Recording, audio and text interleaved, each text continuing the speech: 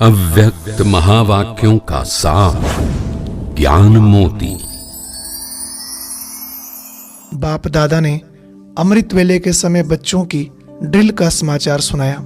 उसमें क्या देखा? ड्रिल करने के लिए काफी बच्चे नंबरवार समय पर पहुंच रहे थे, लेकिन उसमें 3 प्रकार के बच्चे विशेष देखे। एक थे सिर्फ समय बिताने वाले, दूसरे थे संयम नियम निभाने वाले, और तीसरे स्नेह निभाने वाले। बाबा अमृत वेले हर एक बच्चे की स्थिति का वर्णन कर रहे हैं। बाबा ने कहा हर एक का पोज अपना अपना था। बुद्धि को ऊपर ले जाने वाले और बाप से मिलन मनाने वाले कम थे। रूहानी ड्रिल करना तो सब चाहते थे, लेकिन कर नहीं पा रहे थे। कारण क्या होगा? अब ध्यान से सुनिए। बाबा ने कहा जैसे आजकल स्थूल ड्रिल करने के लिए भी हल्कापन चाहिए, क्योंकि मोटापा भी बोझ होता है, वैसे ही इस रूहानी ड्रिल में भी भिन्न भिन्न प्रकार के बोझ वाले बच्चे देखे।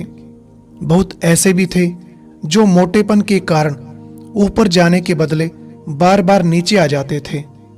बीज रूप स्टेज को अनुभव करने के बदले विस्तार रूपी अनेक संकल्पों के वृक्ष में उलझ के रह जाते थे। अमृत वेले के समय आते तो हैं बाप दादा के आगे बोझ उतारने, लेकिन बोझ उतारने के बजाय बाप की श्रीमत प्रमाण न चलने के कारण अनेक प्रकार की अवज्ञाओं का बोझ अपने ऊपर चढ़ाते रहते हैं। फिर बाबा ने संयम निभाने वाली आत्माओं का समाचार सुनाया।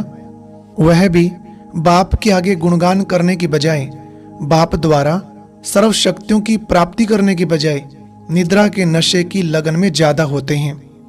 इसका भी कारण आत्मा का भारीपन अर्थात मोटापन है। बाबा ने एक उदाहरण देते हुए कहा, जैसे आजकल के डॉक्टर वजन कम कराते हल्का बनाते हैं, वैसे ब्राह्मणों की आत्मा के ऊपर भी जो बोझ है उसे हटाकर अब महीन बुद्धि बनो, हल्के बनो।